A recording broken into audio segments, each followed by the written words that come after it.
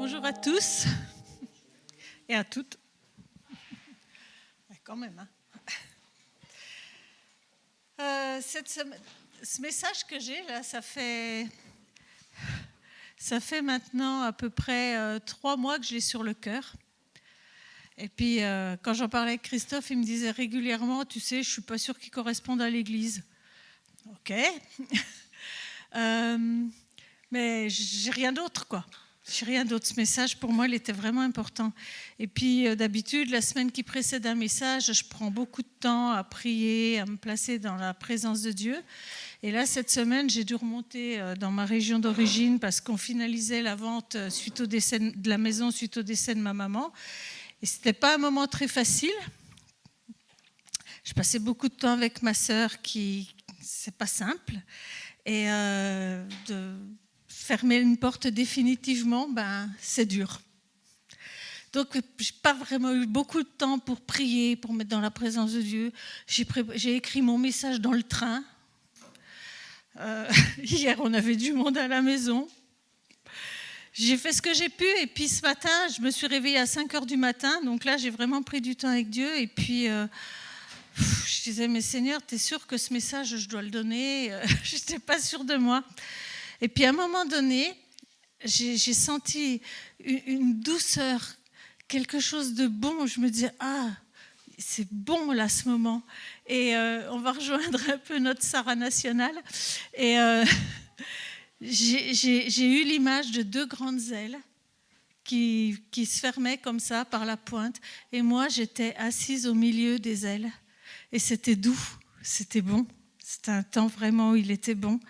Et quand on a prié pour le culte, Mika a fait une prière et je disais, mais Seigneur, c'est la conclusion de mon message. Raph, il a parlé de laisser les digues, d'ouvrir les digues. Et tout ce qui a été dit, ça allait dans le sens de mon message. Et là, je me suis dit, ouais, Seigneur, t'es trop bon, quoi. Parce que moi, j'ai toujours des doutes, mais Dieu, lui, il n'en a pas. Donc, c'est lui qui va parler parce que moi, voilà, vous avez la version faible de Cathy devant vous ce matin. La semaine dernière, on a eu un message sur l'aigle. Il a pu perturber certains d'entre nous, ou pas. Et je n'ai pas fait partie des personnes perturbées. Sarah. Mais je comprends que parfois... alors, Sarah nous a témoigner de son expérience, de son vécu. Et j'avais à cœur de vous parler de ça parce que c'est son expérience, c'est son vécu. Et même si on ne comprend pas tout ce qui a été dit, tout ce qui a été annoncé ou vécu, moi j'ai envie de vous dire un bémol, attention à ne pas juger ce qu'on ne comprend pas. Parce que si on juge le Saint-Esprit, c'est grave. Donc, si vous ne comprenez pas, ce n'est pas grave, vous le placez devant Dieu. Mais il y a une chose qui est certaine, sûre et certaine, c'est que Dieu nous demande de nous élever comme l'aigle. Ça, c'est biblique. On va lire dans Ésaïe 40, verset 31.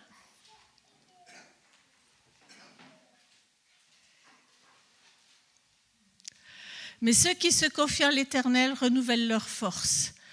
Ils prennent leur vol comme les aigles, ils courent et ne se lassent point, ils marchent et ne se fatiguent point. Waouh, c'est la Bible qui le dit. Mais alors, ce qui est extraordinaire dans cette affaire, c'est que dans la version d'Arbiste, et vous savez que je ne veux pas dire de bêtises, ceux qui connaissent un peu mieux que moi, mais la version d'Arbiste, en général, est très pluriste, elle est très fidèle. Et voilà ce qui est dit dans la version d'Arbiste. Mais ceux qui s'attendent à l'Éternel renouvelleront leur force. Ils s'élèveront avec des ailes, comme les aigles. On nous a parlé d'ailes qui poussaient dans le dos. Ça peut nous choquer. La Bible, elle nous le dit. La Bible nous le dit. Donc, ne jugeons pas ce qu'on ne comprend pas. Juste laissons Dieu nous travailler, nous parler. Et il nous donnera ce dont on a besoin. Mais voilà, Dieu nous demande d'entrer dans cette dimension. Moi, il y a 2 semaines, j'ai parlé sur l'amour. Vous savez, l'amour avec un petit A et l'amour avec un grand A. Et on disait que l'amour avec un grand A, c'est une dimension qui nous dépasse complètement. Enfin, je ne sais pas vous, mais moi, c'est pas simple. D'autant plus que on voit tous l'amour avec notre dimension humaine, notre vécu. Certains parmi nous ont eu des enfances difficiles, ne se sont pas forcément sentis aimés. Enfin, je veux dire, voilà, c'est compliqué. Et Dieu nous demande d'aller plus loin dans l'amour, et on n'y arrive pas. Et pour moi, c'est la même dimension spirituelle que s'élever comme les aigles. C'est des choses qu'on ne comprend pas forcément, mais c'est des dimensions dans lesquelles Dieu nous demande d'entrer. Je vais essayer de vous expliquer un petit peu. J'ai dit, mais pourquoi on n'y arrive pas? Et puis pourquoi c'est si important d'entrer dans ces dimensions? Pourquoi Dieu nous en parle? Parce que l'aigle, déjà, il est sur la bannière de l'Église, donc il fait partie de notre identité de Bethel. Plusieurs personnes sont venues dans l'église et nous ont parlé de l'aigle. Il y a Octavio qui a eu cette prophétie. Il y a Christine Androuin qui nous a parlé de l'aigle. Je veux dire, c'est pas anodin. Quand Dieu il martèle, c'est qu'il veut qu'on comprenne quelque chose, quoi. C'est pas anodin de s'élever comme l'aigle. Dieu nous le demande. Il y a même eu quelqu'un qui parlait de monter les échelons de l'échelle, d'aller plus haut. Donc, c'est pas anodin. Pourquoi c'est si important? Alors, je vais partir de loin, hein, vous n'ayez pas peur. Je vais vous parler d'un personnage qui s'appelle Géasi. Tout le monde le connaît, j'imagine. Bon, j'aime bien quand on me dit non. Alors, Géasi, c'était le serviteur d'Élisée. Donc, Élisée, un grand prophète parmi les prophètes, qui lui-même a servi Élie. Et Géasi, on en parle quand même pas mal dans la parole de Dieu de Géasi. Donc, il était aux côtés d'Élisée en permanence. C'est simple, il ne quittait pas Élisée. Donc, il était à ses côtés. La première fois qu'on en parle dans la parole de Dieu, c'est quand Élisée a ressuscité le fils de la Sunamite. Alors, non, pas ressuscité, c'était avant. Donc, Élisée s'arrêtait souvent chez cette dame, une Sunamite. Et à un moment donné, elle a dit, il vient souvent chez nous, elle a construit une chambre pour Élisée. Et Élisée lui dit, mais qu'est-ce que je peux faire pour te remercier? Et puis elle dit, mais j'ai déjà tout, enfin bref. Et Géasi, il dit à son maître, il lui dit, mais tu sais, elle n'a pas d'enfant. Et là, Élisée dit, bon, l'année prochaine, tu auras un enfant. C'est simple, avec Élisée, ça marchait comme ça. Et donc, elle a eu un enfant, et voilà que cet enfant, il est mort. Donc elle a couru auprès d'Élisée. Donc je ne vous dis pas, il n'y avait pas de frigo froid, je pense, il n'y avait pas de chambre froide à l'époque. Donc elle a pris son âne et hop, elle est allée chez Élisée. Et Élisée a envoyé Géasi sur place. Et après, il l'a rejoint. Donc Élisée, il a fait quoi? Il a prié pour que Dieu ressuscite l'enfant qui était mort. Donc Géasi était là, il a assisté à ça. Ensuite, à un moment donné, il y avait beaucoup de gens à nourrir. Élisée a prié et des pains ont été multipliés. Ça nous rappelle quelqu'un, ça, la multiplication des pains. Géasi a assisté à ça. Quelqu'un avait ramassé des herbes amères qu'ils ont mis dans la soupe. La soupe était empoisonnée. Élisée a prié, la soupe est redevenue saine. Géasi a assisté à ça. Il y a un passage dans la Bible que j'aime profondément. Parce que Dieu il s'est révélé de façon toute particulière à cet homme Géasi. Vous savez, c'était la guerre avec les Syriens et l'armée syrienne. Le roi des Syriens envoyait régulièrement des troupes pour... ils enlevaient les gens, ils volaient, enfin bref, quoi. Des troupes dans le pays d'Israël. Et puis, Élisée, régulièrement, il allait voir le roi et lui disait « Passez pas par là parce qu'il y a les Syriens qui y sont ». Et le roi de Syrie commençait à en avoir ras-le-bol. Donc il a dit « Mais qu'est-ce qui se passe quoi? Il y a un espion ». Et puis il y a un de ses serviteurs qui a dit « Non, c'est pas un espion, c'est Élisée qui lit en toi, qui sait tout ce que tu penses ». Okay. Et donc le roi de Syrie il a décidé d'enlever Élisée. Et un matin, notre ami toujours Géasi se lève. Et qu'est-ce qu'il voit? L'armée syrienne qui envahissait le village. Parce que c'était un petit village dans lequel ils habitaient. Et il y avait l'armée syrienne qui était tout autour du village. Et là, Géasi, il a commencé à avoir peur. On va lire dans 2 Rois 6, chapitre 6, 14 à 19. Donc, il envoya des chevaux, des chars et une forte troupe qui arrivèrent de nuit, c'est trop loin là-bas, qui arrivèrent de nuit et qui enveloppèrent la ville. Le serviteur de l'homme de Dieu se leva de bon matin et sortit. Et voici, une troupe entourait la ville, avec des chevaux et des chars. Et le serviteur dit à l'homme de Dieu, « Ah, mon Seigneur, comment ferons-nous » Il répondit, « Ne crains point, car ceux qui sont avec nous sont en plus grand nombre que ceux qui sont avec eux. » Élisa pria et dit, « Éternel, ouvre ses yeux pour qu'il voie. » Et l'Éternel ouvrit les yeux du serviteur, qui vit la montagne pleine de chevaux et de chars de feu autour d'Élysée. Les Syriens descendirent vers Élysée. Il adressa alors cette prière à l'Éternel, « Daigne frapper d'aveuglement cette nation. » Et l'Éternel les frappa d'aveuglement selon la parole d'Élysée. Waouh! Je ne sais pas, moi j'ai souvent lu cette histoire, c'était génial, il y avait l'armée de l'Éternel. Il faut comprendre une chose dans cette histoire, c'est qu'Élisée, lui, il avait la vision de cette armée de l'Éternel qui était là. Il a demandé à Dieu de se révéler, d'ouvrir les yeux de Géasi. L'Éternel s'est révélé juste à Géasi, à part Élisée, lui qui était dans une autre dimension. Sûrement, il était très haut avec l'aigle, Élysée. Et donc, il y a eu cette révélation de la puissance de Dieu juste pour Géasi. Les Syriens, ils n'ont pas vu l'armée. Et elle a servi à rien. On est d'accord? Elle a servi à rien, puisque Élisée a demandé à l'Éternel de frapper d'aveuglement cette troupe, et ensuite il les a emmenés à Samarie. Enfin, je ne sais pas si voilà. Donc Élisée a emmené la troupe des Syriens à Samarie, et là, il a dit au roi, donne-leur à manger, donne-leur à boire et renvoie-les chez eux. Ils sont rentrés dans leur pays, et plus jamais il y a eu ces insertions des Syriens dans le pays d'Israël. Mais c'est fort. Ce qui est important pour moi, c'est qu'il y a eu cette révélation de la puissance de Dieu pour un homme, Géasi. On est d'accord, hein? Je ne vois pas à quoi ça servait sinon, puisqu'il n'y avait pas besoin d'eux.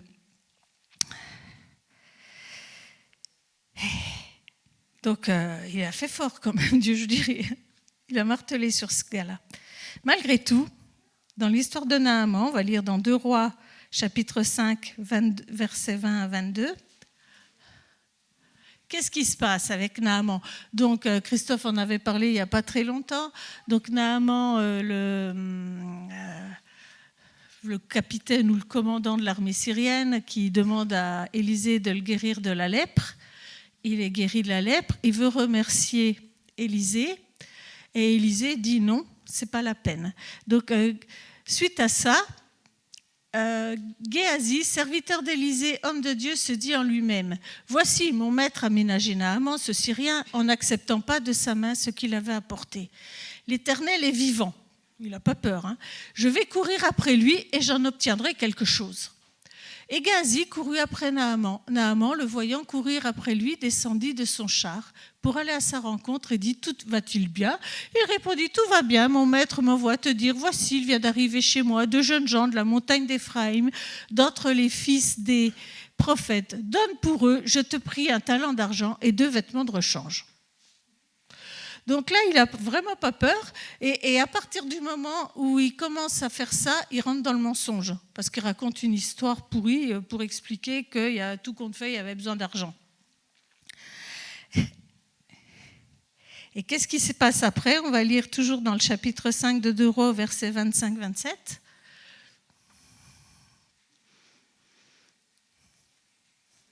Puis il alla se présenta à son maître. Élisée lui dit, « D'où viens-tu, Géasi ?» Il répondit au serviteur d'aller ni d'un côté ni d'autre. Mais Élisée lui dit, « Mon esprit n'était pas absent lorsque cet homme a quitté son char pour venir à ta rencontre. Est-ce le temps de prendre de l'argent et de prendre des vêtements, puis des oliviers, des vignes, des brebis, des bœufs, des serviteurs et des servantes?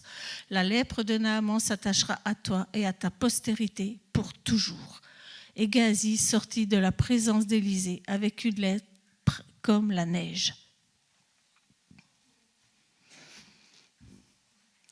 Alors, qu'est-ce qui s'est passé avec ce personnage? Moi, ça me fascine, parce qu'Élisée, il a vécu dans l'intimité, Géasi, il a vécu dans l'intimité d'Élisée. Il a vu les miracles que Dieu a fait au travers d'Élisée. Et il y avait une intimité entre Élisée et Dieu qui était quand même impressionnante, quoi. On voit rarement ça dans la Bible. Élisée, il demande à Dieu, fais ci, puis Dieu le fait. C'est impressionnant, cette intimité. Donc, il a vécu au plus près de quelqu'un qui était dans l'intimité proche de Dieu. Il a vu Élisée qui sûrement passait beaucoup de temps dans la présence de Dieu. Il a vu les miracles, et puis pas n'importe lesquels. Il a vu les plus gros miracles possibles. Il a vu donc cette intimité d'Élisée avec Dieu. Je me disais, un Géasi aujourd'hui, il serait où ? Il serait sûrement dans l'église. Il serait fidèle dans l'église. Parce que oui, j'ai oublié de vous dire une chose qui est intéressante, c'est que Géasi, à un moment donné, il est allé vanter les bienfaits, il est allé vanter auprès du roi d'Israël tout ce que faisait Élisée. Il était fier de son maître. Il racontait au roi d'Israël les hauts faits d'Élisée. Il disait, vous pouvez lire tout ça dans les 2 Rois, chapitre 5, 6, et c'est waouh. Donc, Géasi, à l'heure d'aujourd'hui, moi je me disais, il serait sûrement dans l'église, il irait au culte, assidu au culte, il irait aux réunions. Peut-être même qu'il aurait prié pour des gens et qu'ils auraient été guéris, même sûrement.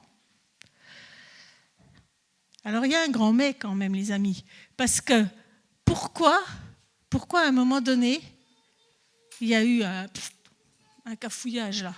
Comme disait Michel, Dieu il a pris un virage et puis nous on ne le prend pas. Et c'est un peu ce qui s'est passé avec Géasi. Et moi je pense que Géasi ne connaissait pas Dieu intimement. Voilà. Il connaissait Dieu avec un petit C, mais il ne connaissait pas Dieu avec un grand C. Il n'avait pas la connaissance de Dieu le Père. Il n'avait pas cette connaissance-là, Géasi. Et on va lire dans Matthieu 7, 22-23, ce que pense Jésus de tout ça. Plusieurs me diront en ce jour-là, « Seigneur, Seigneur, n'avons-nous pas prophétisé en ton nom ? N'avons-nous pas chassé les démons en ton nom ? Et n'avons-nous pas fait beaucoup de miracles par ton nom ? Alors je leur dirai ouvertement, je ne vous ai jamais connu. Retirez-vous de moi, vous qui commettez l'iniquité. » Je pense que Géasi, il est dans ceux-là. Et il y a combien de Géasi parmi nous ? Je ne parle pas forcément que de Bethel, mais en gros. Alors on peut se dire, ouais, c'est un cas particulier. Eh ben non, ce n'est pas un cas particulier dans la Bible. On va parler des disciples maintenant. Ah, les disciples, ils sont extraordinaires. On les aime bien parce qu'ils nous ressemblent un peu beaucoup, quoi. On va facilement s'identifier à des Pierres, à des Jean. Bon, Judas, on aime moins, mais on aime bien s'identifier aux disciples.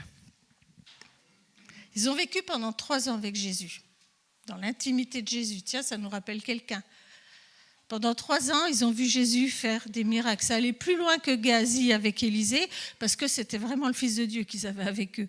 Et ils ont eu droit à tout l'enseignement de Jésus, l'enseignement qu'il donnait aux foules, mais en plus, ils ont eu des cours particuliers, les disciples. Jésus leur parlait directement à eux. Il les reprenait quand il fallait les reprendre. Ils sont même allés jusqu'à faire des miracles au nom de Jésus. Quand Jésus les a envoyés 2 par 2 dans les villages et dans les villes, ils ont fait des miracles. Ils ont guéri des malades au nom de Jésus. Ils ont délivré des gens au nom de Jésus. Voilà nos disciples. Ils n'avaient pas forcément tout compris encore à ce moment-là. Ça va venir après. Parce qu'au moment de la croix, ils étaient 12, on est d'accord. Sur 12 disciples au moment de la croix, qu'est-ce qui s'est passé ? Il y en a un qui a trahi, Judas. Ok.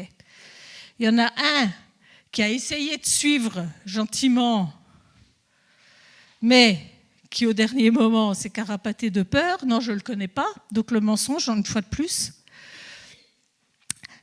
Il y en a un qui était au pied de la croix avec les femmes. Petite parenthèse. Les femmes étaient au pied de la croix. Écoute, hein, on a le droit de temps en temps de dire que pour Dieu, les femmes sont importantes. Et les 9 autres, ils étaient où? Eh bien, ils se sont planqués. Donc nos disciples, tout fringants qu'ils étaient, Jésus, je te suivrai, on l'a chanté nous aussi tout à l'heure, Jésus, je te suivrai, yes. Et Pierre, c'était le premier à avoir dit, je mourrai pour toi, Jésus. Et puis au moment de la croix, plus personne, ils sont tous allés se planquer. Et ben, il y en a un, on va parler un peu plus de Judas. Judas. Donc on va voir dans Matthieu 26-25.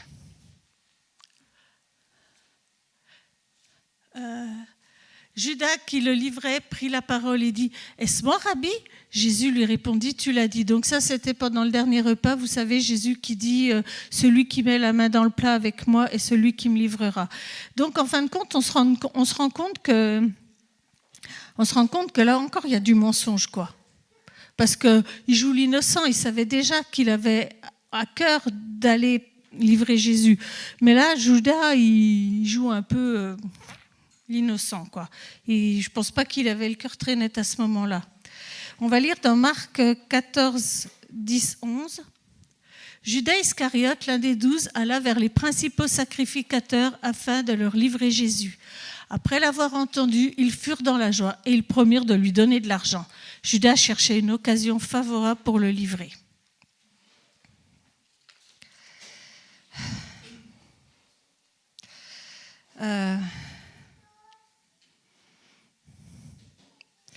Alors, on va me dire, j'en ai parlé cette semaine avec ma sœur, puis elle me dit, oui, mais Judas, en fait, c'est pas de sa faute, parce que dans une autre version, dans Luc 22, 3, 6, dans Luc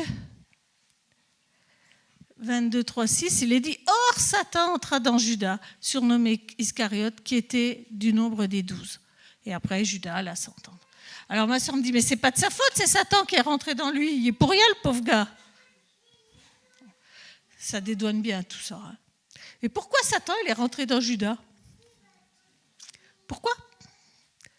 Parce que Judas, il avait une porte ouverte. Judas, il avait laissé des droits à Satan sur sa vie. Il n'avait pas accepté de tout régler. Je ne dis pas que les autres étaient parfaits, hein, parce que les autres, ils ont eu des choses à se reprocher aussi. Mais la grosse différence, c'est que Judas, lui, il avait laissé cette grande porte ouverte. On sait que Judas aimait l'argent. Apparemment, c'est lui qui gérait les comptes et puis pas forcément toujours très, très clair. Puis dans sa tête, il ne pensait pas qu'il mettrait Jésus à mort. Mais qu'est-ce qui s'est passé? Ça a été quoi la sentence de Judas? La mort. Boum.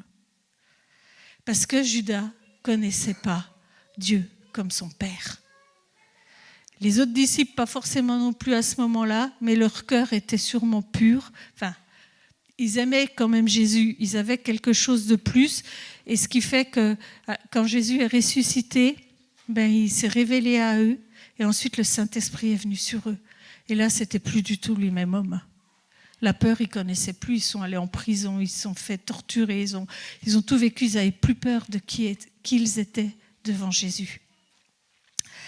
Donc, ça, c'est notre ami Judas. Donc, le constat, c'est qu'on a un qui est malade à vie, l'autre qui est mort. C'est pas très gai, tout ça. On va parler... Maintenant, puis après, je vous ferai un condensé de tout ça. On va parler du fils aîné dans la parabole du fils prodigue. Donc là, c'est dans Luc 15, 25 à 31. Donc le fils prodigue revient, le père décide de faire la fête. Or, le fils aîné était dans les champs. Lorsqu'il revint et approcha de la maison, il entendit la musique et les danses. Il appela un des serviteurs et lui demanda ce que c'était. Ce serviteur lui dit « Ton frère est de retour et ton père a tué le veau gras parce qu'il l'a retrouvé en bonne santé. » Il se mit en colère et ne voulut pas entrer. Son père sortit et le pria d'entrer, mais il répondit à son père « Voici, il y a tant d'années que je te sers, sans avoir jamais transgressé tes ordres, et jamais tu ne m'as donné un chevreau pour que je me réjouisse avec mes amis. Et quand ton fils est arrivé, celui qui a mangé ton bien avec des prostituées, c'est pour lui que tu as tué le veau gras. Mon enfant, lui dit le père, tu es toujours avec moi et Tout ce que j'ai est à toi. On est combien de fils aînés dans l'église ? Le fils aîné, c'est celui qui est né dans une famille chrétienne. Moi, par exemple, qui a toujours vécu auprès du Père, qui a toujours côtoyé le Père de près, mais qui a jamais compris qu'il était fils du roi des rois, qui n'a jamais compris qu'il était le fils et qui pouvait... Il demandait à son père, je peux prendre un veau gras, et son père lui aurait donné. Or, le fils aîné, il n'est jamais entré en possession de l'héritage qu'il avait, parce qu'il ne savait pas qui il était. Je suis désolée, mais on est beaucoup dans ce cas-là. Moi, j'ai été une fille aînée pendant des années. J'étais chrétienne, j'allais à l'église, je faisais l'école du dimanche, j'enseignais les enfants, c'était sympa. Mais je n'avais pas cette dimension, je ne connaissais pas Dieu intimement. Et c'est ça que Dieu nous demande, d'entrer dans cette dimension d'intimité avec lui. Si on ne veut pas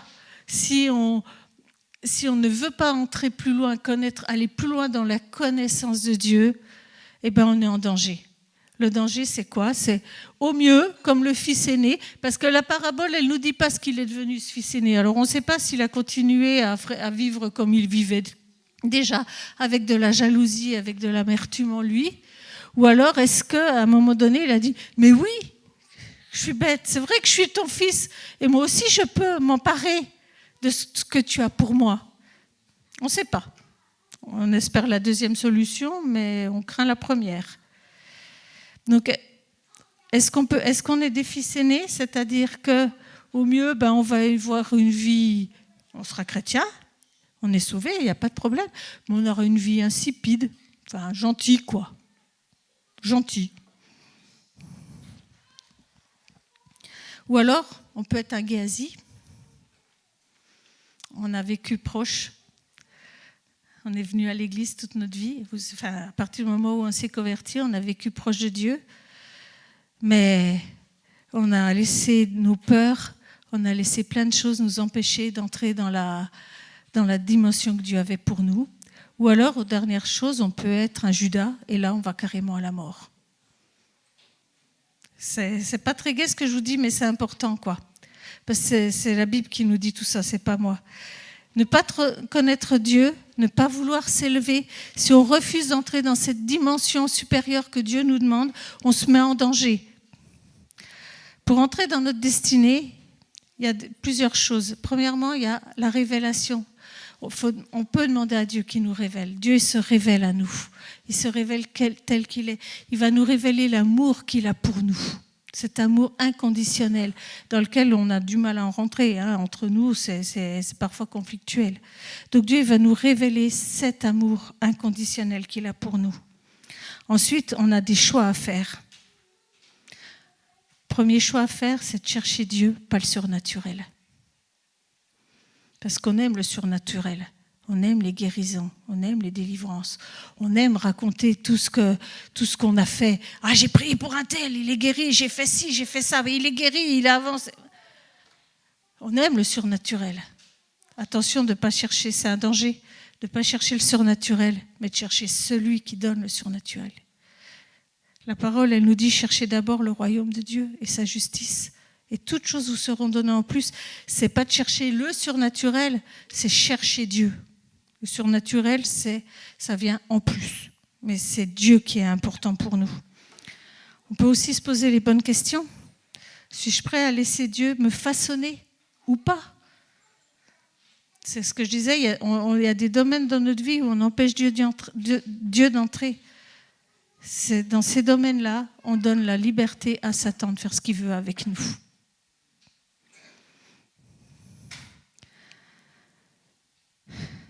Dieu, il tient pas compte de nos paroles. On peut avoir un langage très chrétien. Vous savez, je parle souvent du chrétien Canada Dry. Alors, les plus anciens vont savoir ce que c'est que le Canada Dry. C'était une boisson pétillante et jaune. Et alors, il y avait la pub quand c'est sorti, quand on était jeune à la télé, il y avait une pub, vous savez, qui parlait il faisait cette pub à l'époque de la prohibition de l'alcool aux États-Unis, donc dans les années 30.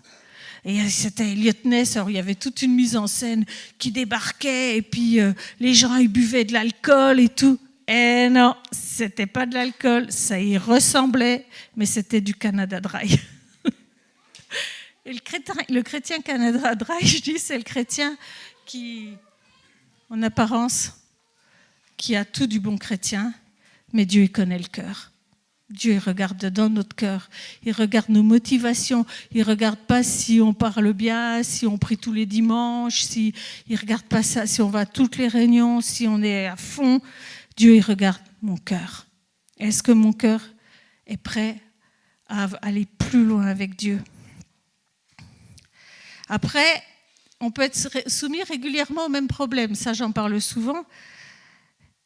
Mais plutôt que de pleurer, on peut se dire, Seigneur, ça revient régulièrement, qu'est-ce que tu veux me montrer? Parce qu'en général, Dieu met toujours le doigt là où ça fait mal. Là, dans ta vie, il y a ça qui ne va pas. Et si je ne veux pas avancer dans ce domaine-là, je me mets en danger. Alors, il y a une des dérobades faciles pour nous, c'est de dire, c'est une attaque. C'est une attaque de l'ennemi. Allez, go!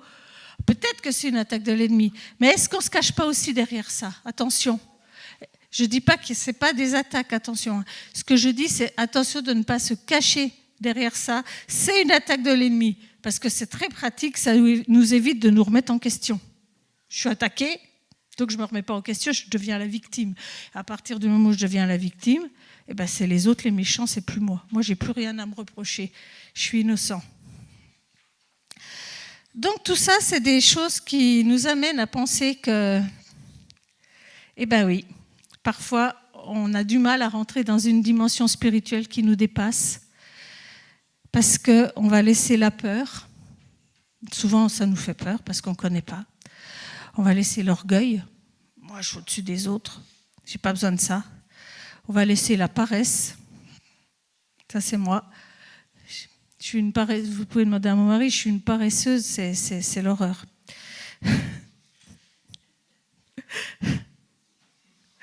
On va laisser les blessures non guéries parce qu'on ne veut pas trop les guérir.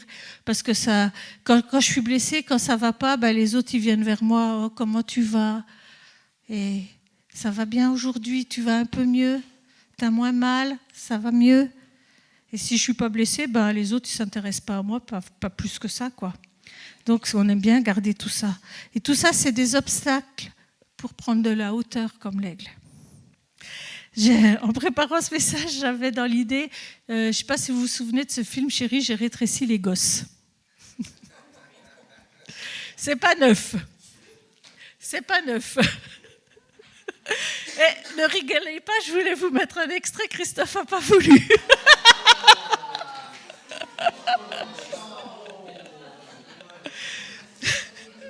Donc, pour ceux qui ne connaissent pas le film, c'est un papa inventeur qui a créé une machine pour rétrécir les objets. Je dis bien les objets.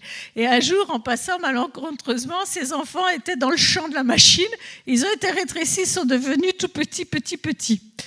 Et à un moment donné, on les retrouve dans le jardin. Alors, je ne dis pas dans la nature, dans la jungle, dans le jardin de la maison. Et là, ils vivent des aventures extraordinaires dans le stress, la peur, parce que tout devient énorme. La fourmi, elle est plus grosse qu'eux. Alors, il faut un ami avec la fourmi. Mais la fourmi, après, elle les défend contre d'autres insectes. Enfin, je veux dire, tout est une montagne, tout devient énorme. Alors que nous, on va dans notre jardin. La fourmi, on l'écrase. L'insecte, on l'écrase. On ne se rend même pas compte qu'il y a un insecte sous notre pied. Le jardin, on y va sans problème.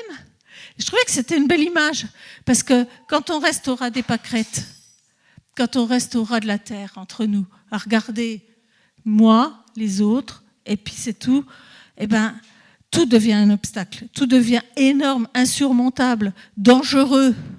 Si on prend la hauteur de l'aigle, on voit les choses d'en haut, et Dieu, c'est comme ça qu'il veut qu'on agisse. Il veut nous montrer les choses de son point de vue à lui. Et ça peut nous empêcher justement, pour moi c'est une protection contre les Géasi, contre les Judas, contre les fils aînés, il y en a plein d'autres. Hein. Mais faisons le choix. Dans la vie chrétienne, souvent c'est une question de choix. Soit je fais le choix de rester où je suis, c'est bien, ça pourquoi pas, soit je fais le choix d'entrer dans la dimension que Dieu a pour moi. Et là, je vais pouvoir entrer dans cette dimension spirituelle où je vais rencontrer Dieu. Plus je monte, plus je me rapproche de lui. Et plus je me rapproche de lui, plus sa personnalité déteint sur moi. Et plus je suis protégée. Donc, cherchons le royaume de Dieu et sa justice avant toute chose. Et moi, je préfère devenir un Élisée, une Ruth. C'est une histoire encore hyper intéressante, l'histoire de Ruth et de Orpa. Je ne vais pas en parler aujourd'hui, c'est trop long, mais c'est des histoires passionnantes et captivantes, les personnages de la Bible. Un Pierre, un Jean, plutôt qu'un Judas, un Géasi ou un frère aîné. Mais c'est une question de choix. Moi, je fais le choix aujourd'hui d'aller plus loin dans la présence de Dieu. Je fais ce choix-là, et pas juste parce que je dois le faire, mais parce que c'est une nécessité vitale pour chacun d'entre nous. Voilà. Eh bien, Seigneur, je veux te remercier parce que tu es présent ce matin. Je veux te remercier parce que tu veux nous emmener plus loin dans les hauteurs avec toi. Je veux te remercier parce que tu veux nous montrer ton point de vue sur nos affaires. Et qu'on arrête de se lamenter sur nous-mêmes, mais qu'on regarde à toi. Et merci Seigneur, parce que même si on n'est pas toujours parfait, ton pardon est là, ton amour est là, ta grâce est là. Merci pour qui tu es. Merci pour ta présence dans chacune de nos vies. Merci Saint-Esprit pour tout ce que tu veux nous montrer. Au nom de Jésus. Amen. Si vous avez aimé cette vidéo, n'hésitez pas à liker et à vous abonner à notre chaîne Bethel YouTube.